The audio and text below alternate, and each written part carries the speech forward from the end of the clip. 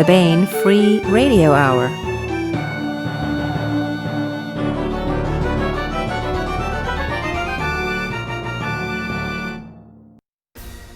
On the podcast, Misty Magic Madness rains dollars down on September reading lists. Two dragons and a tree of AI-imbued black metal, whose leaves rustle like the sound of Norway ramming into Sweden during the era of continental formation. Plus, we continue with the complete audiobook serialization of David Weber's Uncompromising Honor. All right now.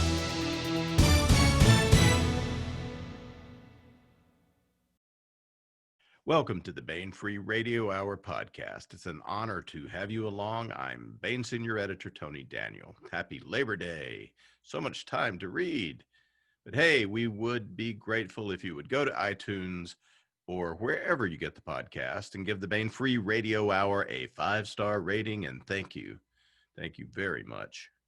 And remember, you can get the video version of the podcast at the Baen.com site and on the Baen YouTube channel. In fact, all of the podcasts going back into the misty mist of time are there on the Baen YouTube channel, including this one. So check that out. This time we have part one of a two-part interview with Larry Correia. Larry discusses his new high fantasy novel, Destroyer of Worlds. This is the third book in the Saga of the Forgotten Warrior series, and it's full of adventure, confrontation, and revelation like none before. It's really a big book in the series. And we continue with the complete audiobook serialization of David Weber's Honor Harrington series masterpiece, Uncompromising Honor. Now here's the news.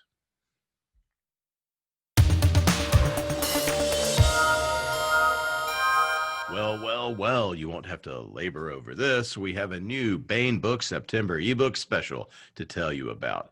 It's the Misty Magic ebook sale. Save on Mercedes Lackey ebooks all September long. Load up on Lackey. Save more than 28%. That's a savings of $2 per ebook on 4 titles.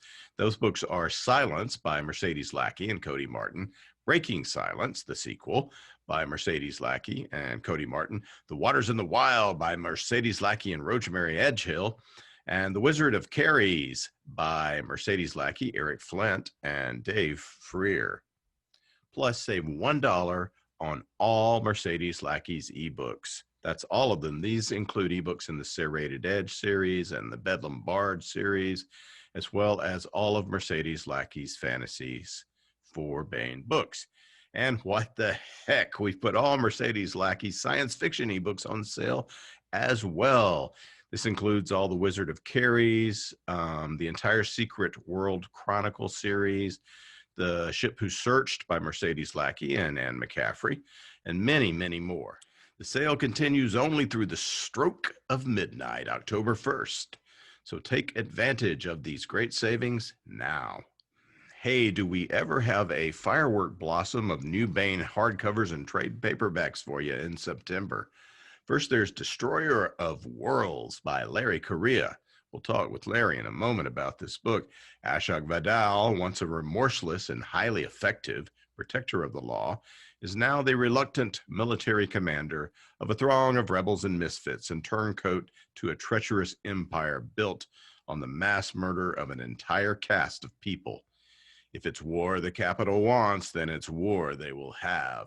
Vidal has faced down gods and demons before and overcome them, and he will do it again. Also at booksellers in September is Night Watch by Tim Akers. John Rast went to the Ren Fair looking for a fight. Yeah, a simulated fight with blunt swords and safety equipment, but then his opponent turned into a living, fire-breathing dragon, and John finds himself in the fight of his life. And that's when destiny comes to call. Finally, in September, for the first time in trade paperback and with a beautiful all-new cover, is There Will Be Dragons by John Ringo. After a period of worldwide peace, the earth descends into chaos and war. Edmund Talbot, master smith and unassuming historian, finds that all the problems of the world are falling in his lap. Enemies, new and old, gather like jackals around a wounded lion. But what the jackals do not know is that while old he may be, this lion is far from death, and hidden in the past is a mystery that has waited until this time to be revealed. There Will Be Dragons by John Ringo, Night Watch by Tim Akers, and Destroyer of Worlds by Larry Correia are now available at booksellers everywhere.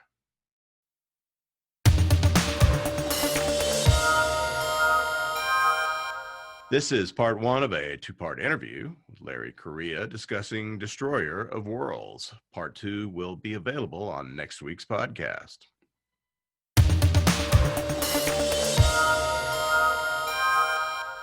Hey, I want to welcome Larry Correia back to the podcast. Hey, Larry. Hey, guys. Larry Correia is the creator of the Wall Street Journal and the New York Times best-selling Monster Hunter series, with first entry Monster Hunter International, as well as the urban fantasy hardboiled adventure saga, The Grim Noir Chronicles, one of my favorites.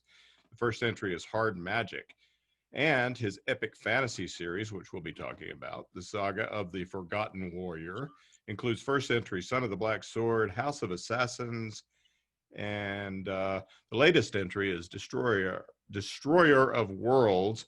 Larry's an avid gun user and advocate who's shot on a competitive level for many years.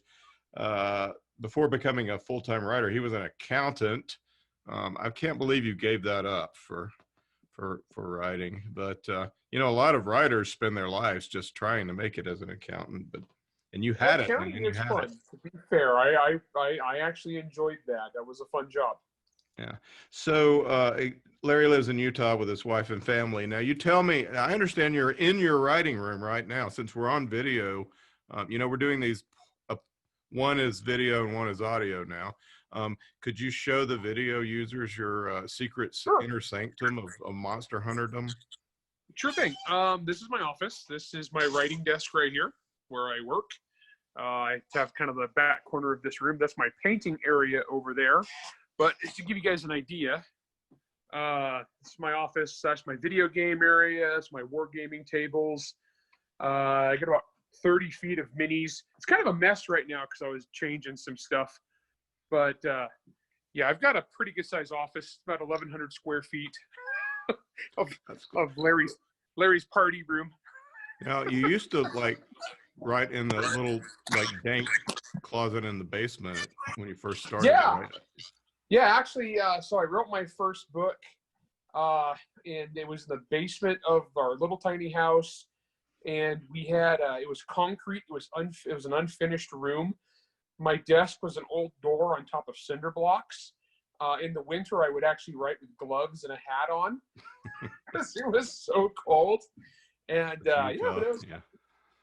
I did that for a few years, and then moved to a different house where I actually had my own little writing area, which was kind of cool. And then when we built this house, I went completely crazy. It looks like you're up in the attic, sort of. I am, yes. I've got a 4-car garage, and so this is the room on top of the whole garage, basically, is my office. So it's pretty sweet. I got really cool views. Let's see. Got really cool mountain views all the way around, which is kind of neat. And that's beautiful. You guys a little bit of an idea here. So that's kind of fun. Yep. So that's pretty yeah. Looks like you could also do a little shooting in your yard. Yeah, I will not confirm nor deny shooting a rifle out my office window. Will not confirm. Deny. All right. Well, out now at booksellers, we should say, is Destroyer of Worlds, which is this is that third book in the Saga of the Forgotten Warriors series, and it's not the last book. It's not a trilogy. It's a Bane trilogy. So, yeah. Well, it's really a culminating sort of. It's a big book, a big story book. That has the meetings of people that we have been following for the past two books in some deadly combat, as well as some not deadly entanglements. So what can we talk about? Where are we at the beginning of this book after House of Assassins? Well, okay, so first off, for the people who have read the series so far, House of Assassins was it was like the quest, if you will, was to reclaim the prophet Thera and rescue her at the House of Assassins. And so we left off right after that. The House of Assassins has gotten blown up. Ashok had gotten buried fighting a bunch of demons. And this picks up right after that. They've been living, if you will, off the grid for the winter. And the story picks up from there. They're joining the rebellion. They're now that winter's over, they can travel again. They're going to rejoin the rebellion, which was started by Keda. We get to see the rebellion's secret hideout, which we've talked about for 2 books now. And they basically wander as they're crossing the plains. They wander into the Great Extermination. As we're in the last book, we had where the kind of political machinations were going on, and this they had launched an experiment to see if they could exterminate the entire casteless case, millions of people in a genocide. And they said, well, let's do a little experiment. We'll pick this one area. And the area they picked specifically because that's where they knew Ashok was nearby, because they wanted to draw Ashok out and use him for chaos. And so the story goes with Ashok basically blundering into the middle of a genocide and not liking it very much. And I think the tagline on the back of the book is, if it's war that they want, it's war they'll get.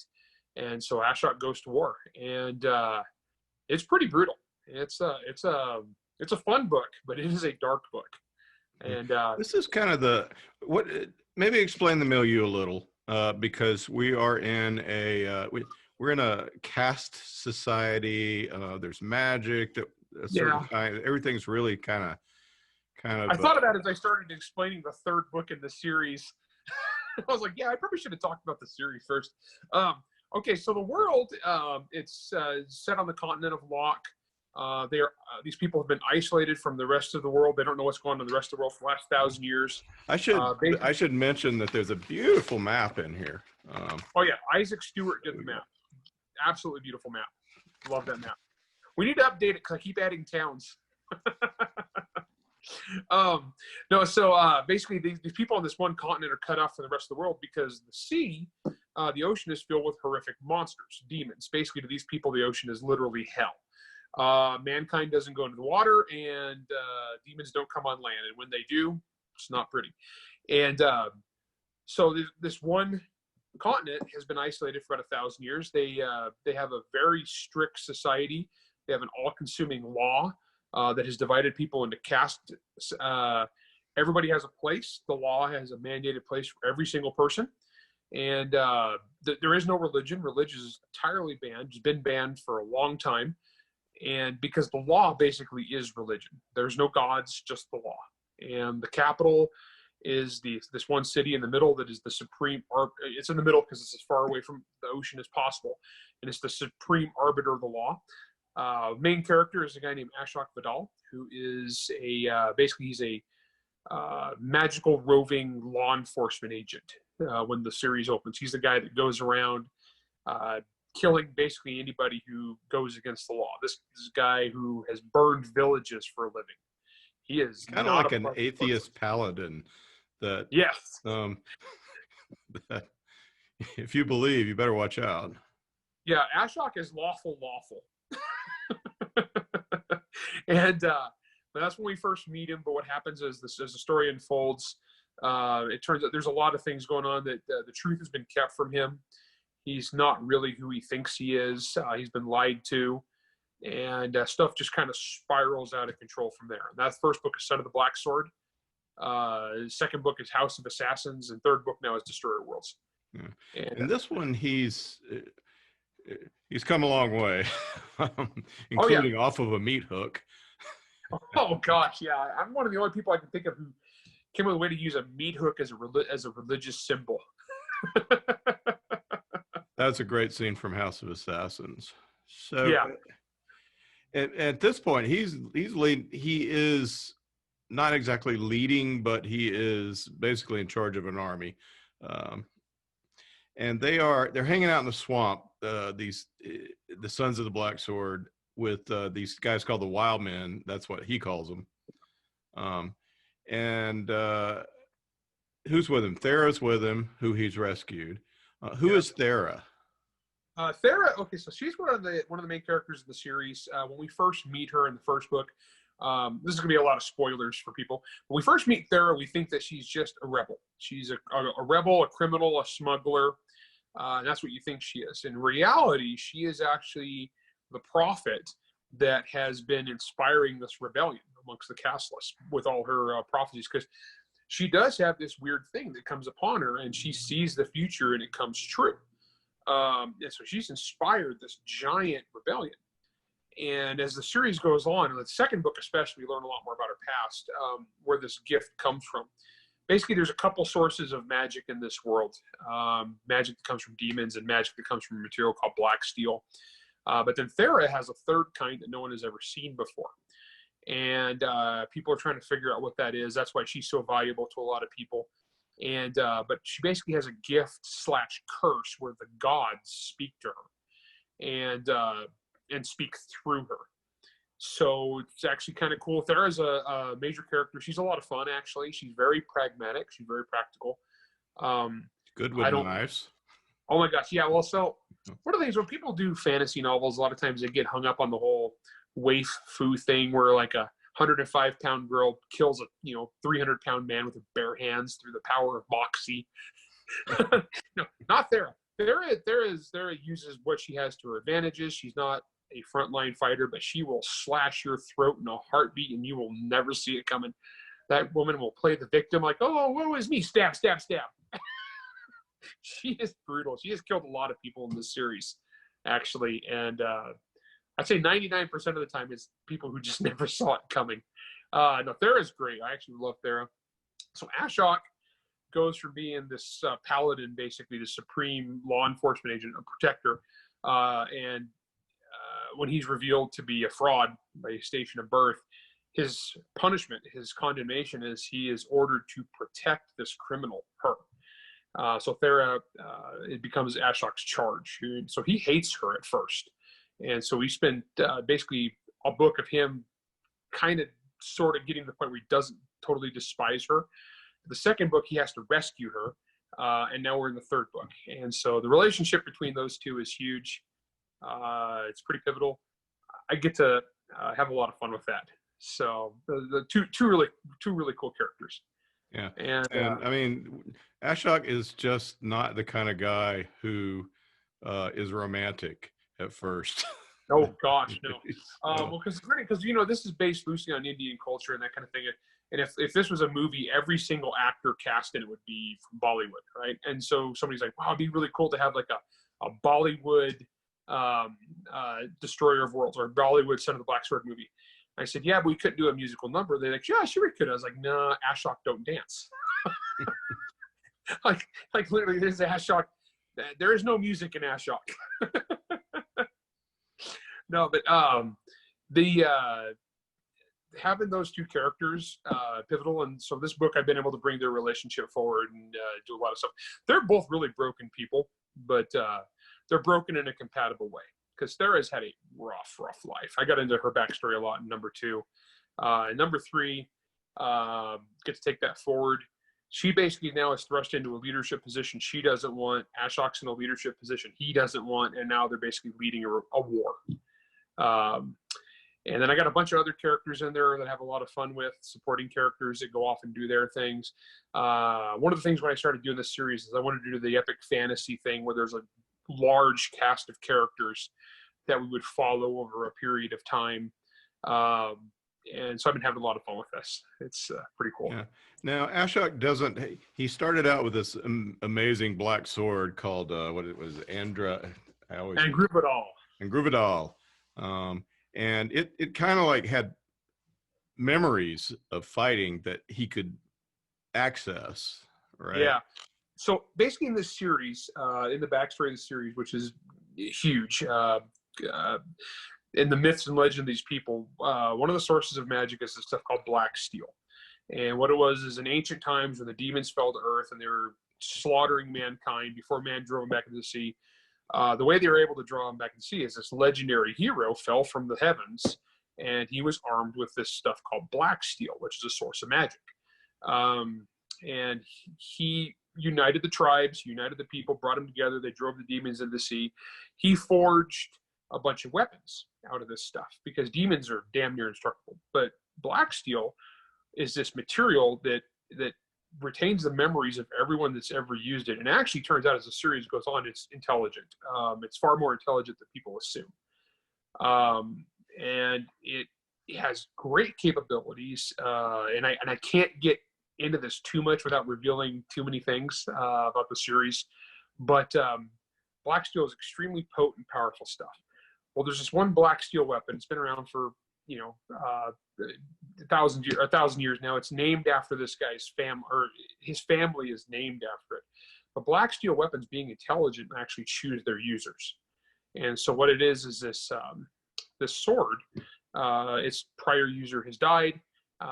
People are trying to pick it up and use it to become the new bearer, which is an office of great authority and status and power in the society. I mean, it's like you're a super rock star, okay? And they're going to make you president. And so everybody's trying to pick up the sword, and Groovidall keeps finding them unworthy. And this has gone on now for quite a while, and people keep failing. So they've got this one little kid who's casteless. He's a non-person. He's the lowest of the low. He's not even considered human according to the law. But he's there as a servant because his job is to scrub up the blood every day. So after people hurt themselves trying to wield this weapon, this little kid is the one they bring in to clean up the blood every night.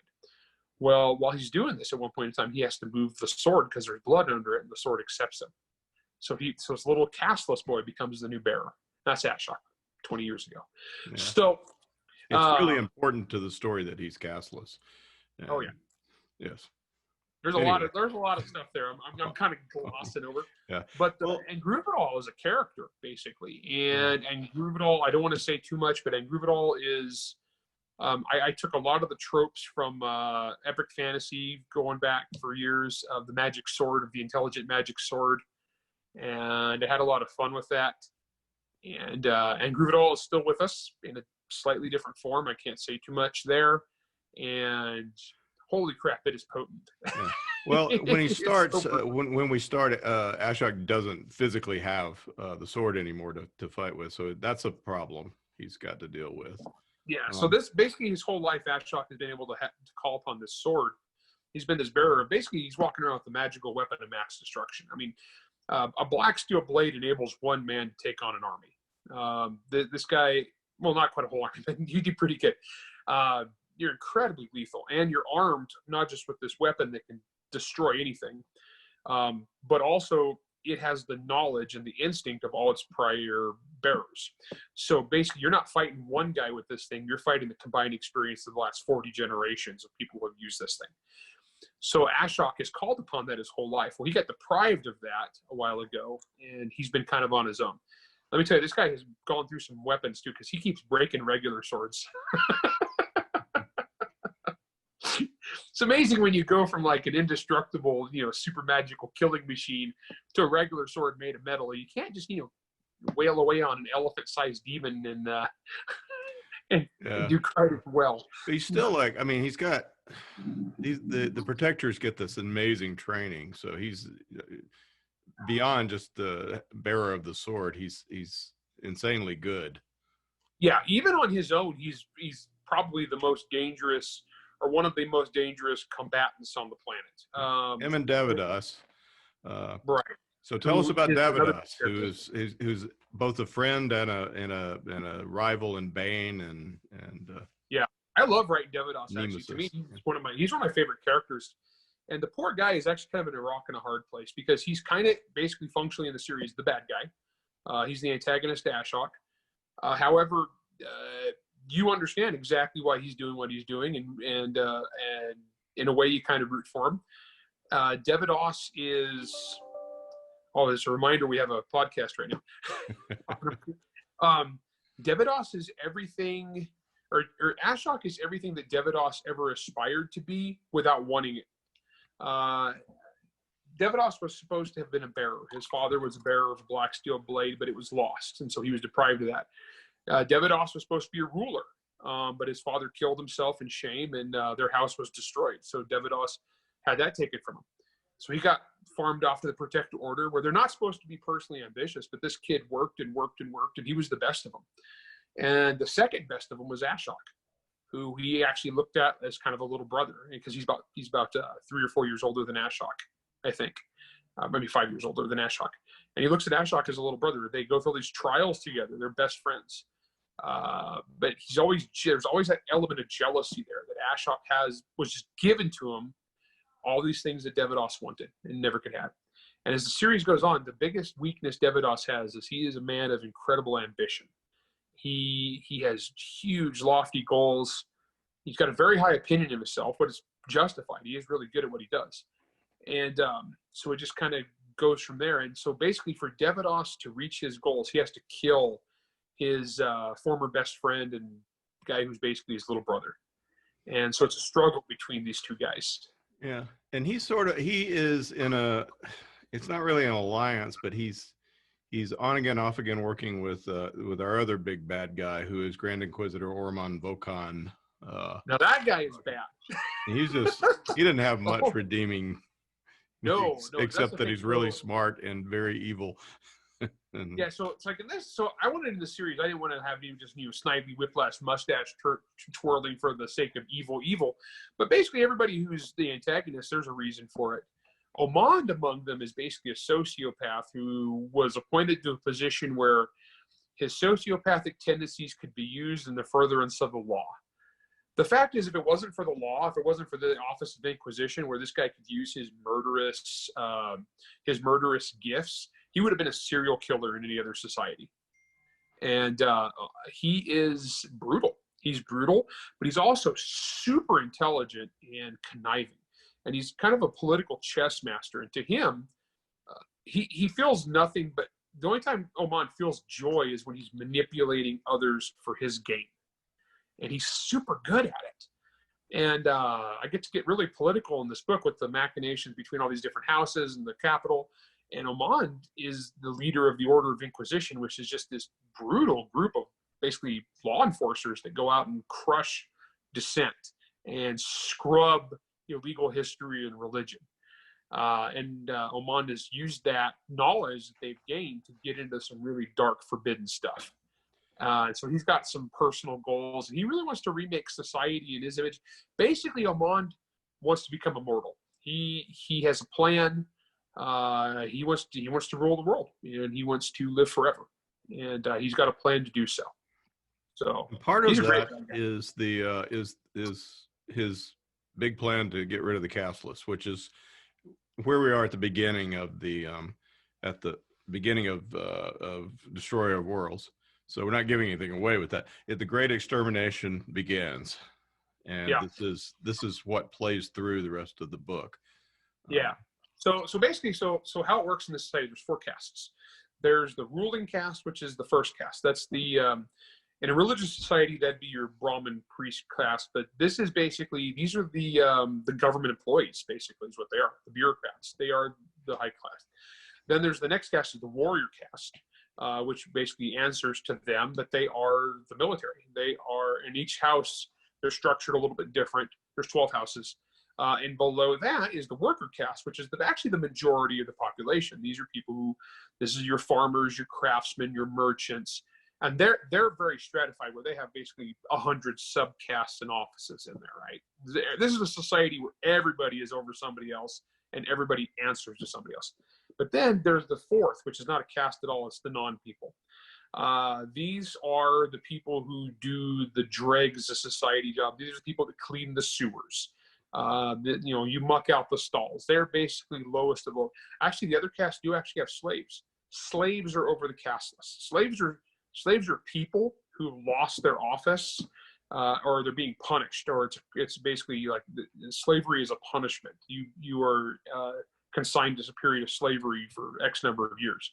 The casteless are lower than that because legally they aren't people. Actually, they're below the livestock. Cows and pigs and chickens are worth more than the casteless. However, there's lots of them. and they're referred to this derogatory term as fish eaters, because remember, the ocean is hell. It's the source of uncleanness. Right. Oceans is the same as some Yeah. 4-letter word for. Oh, it is totally. Oceans is a bad word, and you don't say that polite company. The ocean and salt water. Salt water is okay because you need it. Salt water is pure evil. There's no redeeming quality for salt water. Fish eaters are the ones that live by the oceans. They're the only people that make their living off the waterways. That's what the castless are. Now, the castless, there's a reason where the castless exist, where they come from, their bloodline, who they really are, and that's all gets in the series. Ashok was born castless, and basically had his memory of that time erased, and was rebuilt as this perfect servant of the law when he got the ancestor blade. And all this is revealed to him in the first book, so no, not really spoilers here, but yeah. So Oman has a plan. It involves the history of the castless. It involves the forces of hell and the demons, and involves magic. But part of that plan is he has to exterminate the castless. He has to kill all the non-people in Locke, which is millions of people. And so he has launched this genocide, basically. The Order of Inquisition has drafted the warrior caste to go. And it's funny because in the last book, we even got into like how he basically faked the whole thing to be like, oh yeah, we did all these studies and we'll kill them all, no problem. We'll be done by summer. There's no real economic implication. There's no problem. It's a piece of cake. Really, it's great. It's fine. And so yeah, and that's where we're at the beginning of the book. Well, when he did that, he pissed off one of our other characters who very much cares about getting things exactly right, who's Radha. And I love Radha so much. And she's like this militant librarian. Yes. And she's Devadas's love interest, actually. Yeah. I love that relationship. Yeah. Radha is one of my favorite characters. Basically, so if you look at the cast of characters, I drew people from every cast for the characters, and so there's a major point of view character from every one of the casts. And Radha is first cast. Radha is from the bureaucrat cast, the leaders. So she's highborn. She's from the capital, and her obligation, her job, her whole life, her position is she's an archivist. So she works at the Grand Library, and it's this giant super library in the capital. It's basically the biggest compendium. It's the Library of Alexandria on steroids. Okay, it's the compendium of knowledge for the entire land, and she is one of the people very proud of that. Well, what happens to her in the first book is she's given this assignment by the judges, by the politicians, to go out and research. Is there any reason in the law? Because remember, this has been hundreds of years they've been building this law. Is there any reason in the law we can't kill the casteless? Is there any reason in the law we can't exterminate the casteless? Tradition says we shouldn't, but is that really necessary? So she this is not, they originally give the assignment to an idiot who's going to just do a crappy job, only Radha steals it from him, and she's not supposed to, because she's going to do a good job. So she goes in and she does do a good job, and she learns a bunch of things, forbidden knowledge that are kept from the general public that she shouldn't know about the history of Locke and the magic. And so she learns the truth as to why they should not do this, not just morally, but why this is like the doom of mankind. And when she does this, they silence her. The Inquisition, Oman's people, silence her and scare her into keeping her mouth shut. The only reason they don't kill her is because she's high enough birth that would have been embarrassing. It would have been questionable. It would have caused too much attention. She takes this to Devadas, and that's how their relationship begins, because he's the Lord Protector. And only Devadas, instead of exposing the plot and destroying the plot, looks, because he's such an ambitious guy, looks at the plot and goes, that's pretty cool. I wonder what I could do with that. Yeah. So that's.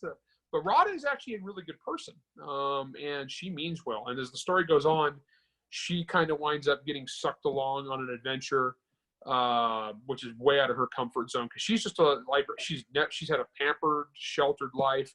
She's also violently antisocial. She does not like people. She's super shy. She's very quiet. She's an introvert, does not deal well with others, and she just kind of gets shoved off into this crazy adventure. Yeah. And Devadas has assigned one of my favorite characters, who is Carno, to protect her. He kind of reminds me of your Frankenstein, dude. Oh, What's his? Franks. Yeah, in a Yeah. way, maybe. I don't know. Not, Yeah, but well, they're both big dudes who are men of few words. The best way to put that's what they have in common.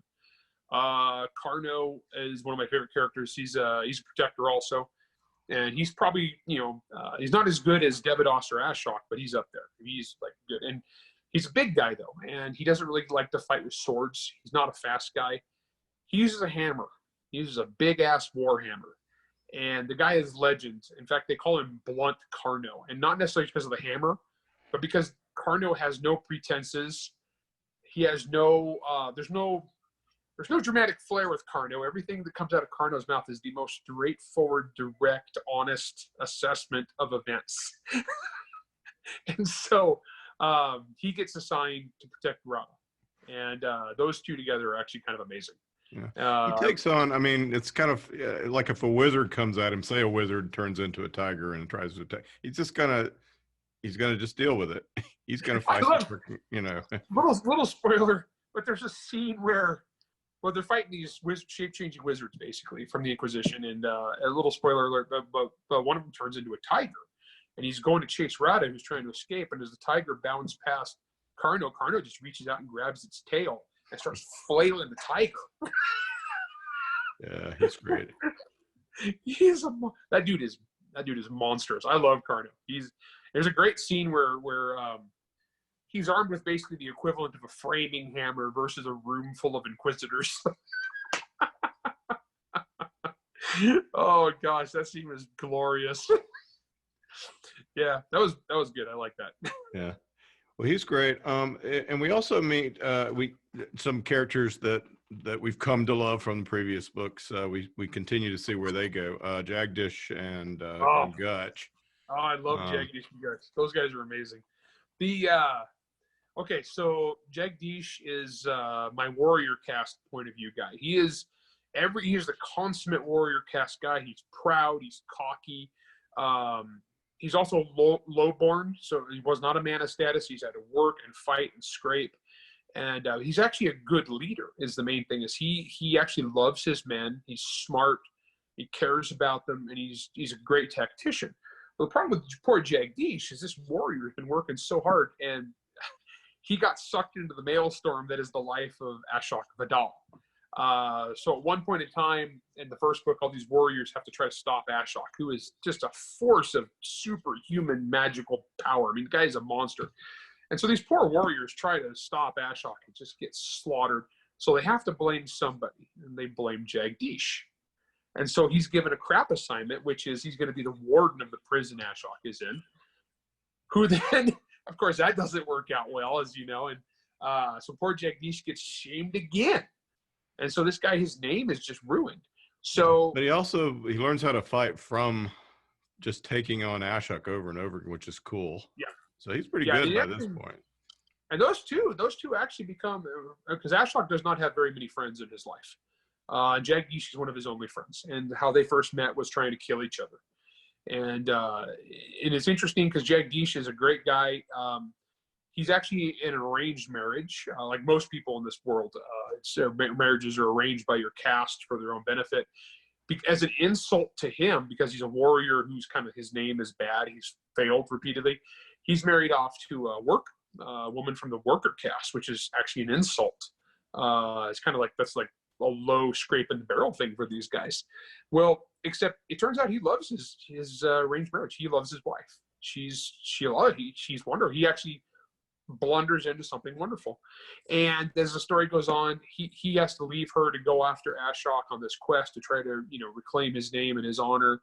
I don't want to say too much about what happens to Jagdish in Destroyer of Worlds, but he's a hell of a good guy. And there's some really tragic things that happen to Jagdish, but his adventure is not done. There's much ahead of Jagdish. And now Gutch is a hoot. I love writing Gutch. Okay, so Gutch is a worker. He's a utilitarian fellow. Oh yes, Gutch is from the highest level of the worker caste. He is a master craftsman by trade. So basically, he's a smith of fine armor and weapons by training, and very, very good at what he does. However, Gutch is also a lion-ass bastard criminal. He is so skeezy and just really a dishonest kind of guy. And Gutch actually has a gift, and that he can sense magic. Very few people in this world, I've actually only introduced like 2 or 3 in the entire series so far, are people born with a gift where they can sense the presence of magic. And remember, magic is illegal except for use by the capital, and so it's very, very controlled.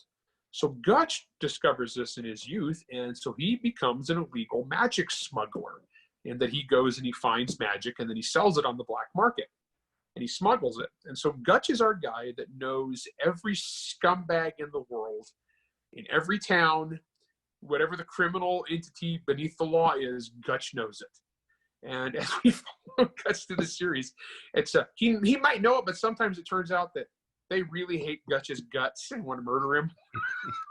And he's a big guy. He's a big, chunky, jolly guy, and who actually I really come to love him. And him and Jagdish get thrown together, and Gutch gets sucked along in the wake of Ashok, changing the world. And I don't want to say too much about what happens to Gutch in Destroyer World, but something really pivotal happens to him, and he's chosen for a job that suits his particular criminal and craftsman nature.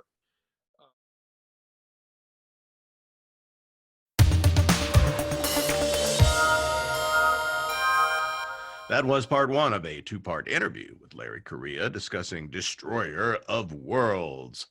Part 2 will be available on next week's podcast. Here is another entry in David Weber's Honor Harrington series masterpiece, Uncompromising Honor. Honor keeps her promise. The Solarian League. For hundreds of years they have borne the banner of human civilization, but the bureaucratic mandarins who rule today's League are corrupt and looking for scapegoats. They've decided the upstart Star Kingdom of Manticore must be annihilated. Uncompromising courage. Honor Harrington has worn the Star Kingdom's uniform for half a century. Very few know war the way Honor Harrington does. So far, hers has been a voice of caution. But now the Mandarins have committed atrocities such as the galaxy has not known in 1,000 years. They have finally killed too many of the people Honor Harrington loves. Uncompromising vengeance.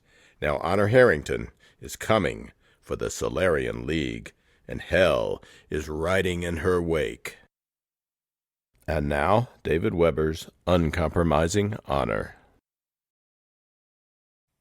Everything we've heard about their operational stance suggests they're seizing the wormholes primarily with battle cruisers and cruisers, she continued serenely. I think that's most likely the case here, and that we won't be looking at super dreadnoughts whenever their Agata force gets back. If we are, though, then Santini's orders will be to punch as many missiles at them as he can from as short a range as possible, accepting that they'll be blind fire before he translates out and runs the hell back to Wyncote. And before he does that, one of his tin cans will transit to a J and warn the rest of us what's coming up our collective backside. Frankly, given the combat differential, they probably wouldn't really need Wallers to kick our butts, she said frankly. A half-dozen of those big battle cruisers of theirs could do the job without breaking a sweat, especially since that logistics vessel of theirs is sitting out there somewhere with a load of additional pods for them. And Kimmo, I want Santini's orders to be clear. I don't care whether it's super dreadnoughts, battle cruisers, or a horde of outraged gerbils. If the Manties turn up and start firing shit pods of missiles at him, then he had better get his arse into hyper and out of here before any of them get a chance to hit anything. Understood, ma'am. Well, so far you seem to have read them pretty well, sir, Lester Torrey said quietly, as he and Commodore Lessem stood watching the master plot, and Lessem's steward replenished their coffee mugs. They'd been watching the Solarians through the Ghost Rider platforms they'd left behind for almost 9 hours now. The wormhole and its approaches formed a zone 3/4 of a light second across, defining a sphere with circumference of 2.36 light seconds and a volume of over 5.9 quadrillion cubic kilometers. The Solarian warships were a handful of minute specks in that enormity, and it was impossible for the plot to show the individual missile pods they'd been busily deploying ever since they'd taken possession of it. The hidden recon platforms and the computers were keeping track, though, and according to them, the Solarian CO had placed approximately 70,000 pods. Judging from the earlier firing pattern, each one of those pods contained only 6 missiles, considerably fewer than 11th Fleet's pods at Manticore, but that still came to roughly 420,000 missiles, which would be enough to give just about anyone pause. They'd also sent a quartet of destroyers through to Ajay, clearly probing the terminus with light units before their battle cruisers made transit into the face of something unpleasant. One of those DDs had returned 5 hours ago, so it would appear Sopo and Aubussier had executed Lessam's orders and kept right on accelerating away from the far side of the terminus. No doubt the other 3 Solis were making sure the approaches to the Ajay terminus stayed as clear as they were just then. "Maybe," Lessam replied to the Chief of Staff's comment, his voice as low as Tori's had been. "But I have to admit, there's one thing, at least one thing I can't figure out, and that worries me." "And what's that, sir?" "What the hell they're after." The Commodore shook his head, eyes narrowed in thought. "I mean, there are only 2 reasons for them to be here. One is to take control of the terminus before we do, and they obviously didn't manage that. I don't care how many missile pods these people are deploying, they won't have enough, not without Ghost Rider and Apollo, to keep Admiral Correia from kicking their asses all the way from here to Old Chicago when Pierre catches him with our dispatch." He paused, quirking an eyebrow at the commander as if to invite a response, but Tori only nodded. It was a given that the Culverin-class destroyer would bring back a quick response from the rest of the task force as soon as she reached it. "Well, in that case, what we're seeing is an exercise in futility. If they'd gotten here before we did, before the Admiral headed for Ageda, then all this activity of theirs might make sense as a way to fortify the terminus against anything coming through from Ajay. If they're attacked from this side, though, not so much. So from that perspective, they should already have headed home. Or if not that, I don't see any reason for them to invest this many missile pods on this side of the terminus in an effort to prevent the inevitable. Transit to Ajay and fortify hell out of the Ajay terminus, sure. Failing that, hang around, make us maneuver against them, make us use up missiles the way we made them use up missiles. All of that I could see, sort of. But any of that would come in a piss-poor second to fortin up in Ajay. And even if they can churn the things out like cookies, 70,000 of them, the next best thing to 80,000, is an awful lot of industrial effort to just toss out the airlock." He paused again, puffing his cheeks in frustration, then sipped coffee. "But that brings us to the second reason for them to be here, and that's because they intended to raid Ajay. What it looks to me like they're doing is fortifying the terminus against us, our task group, not Admiral Correia, before they poke their noses into Ajay. They want to keep us from sneaking back in and retaking the prime terminus to ambush them when they come home again while they move on Ajay. But they've got to know we've had plenty of time to evacuate all of our ships and personnel from the system, if that's what we've decided to do. So why raid an empty cookie jar? I mean, I suppose it would be an exercise in showing the flag, turning up in Ajay after they've chased the nasty Mounties out of town, but that'd be a purely cosmetic accomplishment. Again, stacking 500,000 missiles out where they're likely to lose them for little or no return strikes me as a pretty stiff price tag for a symbolic victory."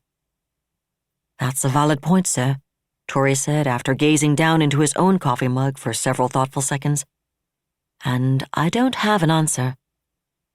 "Neither do I, and that's why it worries me." Lessam waved his mug at the icons of the Solarian ships. "We're missing something. There's got to be a reason they're doing this, and I can't shake the suspicion that whatever it is, it represents a significant shift in their strategy." "Well, maybe we can find out what it's all about from the survivors, sir," Tori said. "You're right about what's going to happen to them on this side when the Admiral comes back, assuming your own brainchild doesn't send them on their way even sooner than that. But whatever they've got in mind for Ajay, I think they're going to find it just a little more difficult to carry out than they think." "Maybe." Lessam smiled briefly. It was remarkably cold, that smile. We put enough effort into the cheese anyway. The task force is ready to proceed, ma'am, Rear Admiral Romales said formally, and Jane Isotalo nodded. I'm assuming that if we'd heard anything untoward from Captain Oglesby's division, you'd have brought that minor fact to my attention. Yes, ma'am.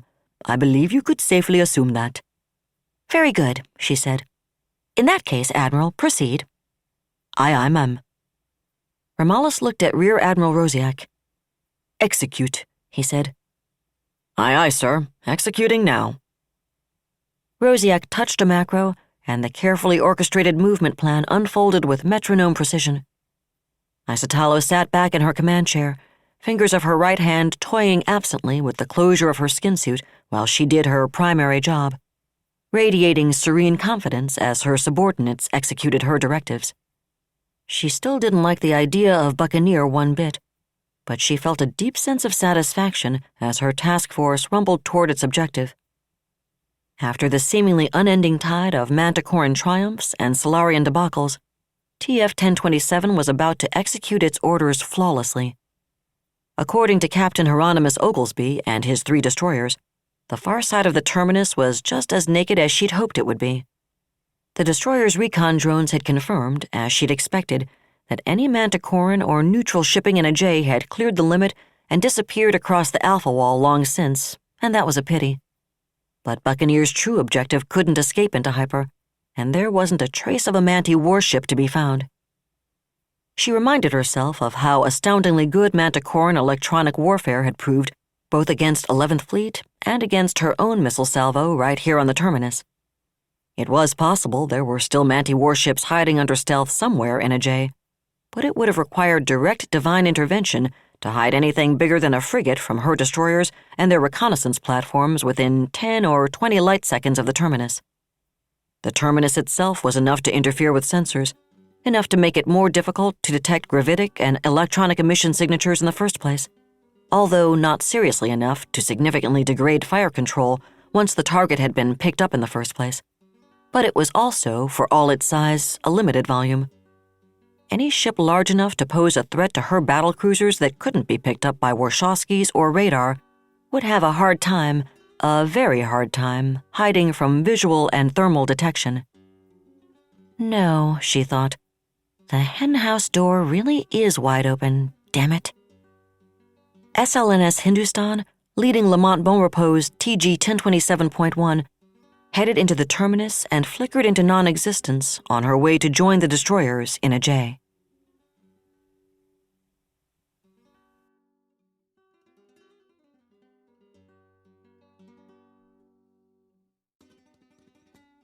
That was another entry in the complete audiobook serialization of Uncompromising Honor by David Weber. And that's it for the podcast. Thanks to Audible.com and to podcast theme composer Ruth Judkowitz. And the roar of a sea demon stepping on land and right into a pasture patty left by a mostly peaceful, somewhat carnivorous herd of dragging cows.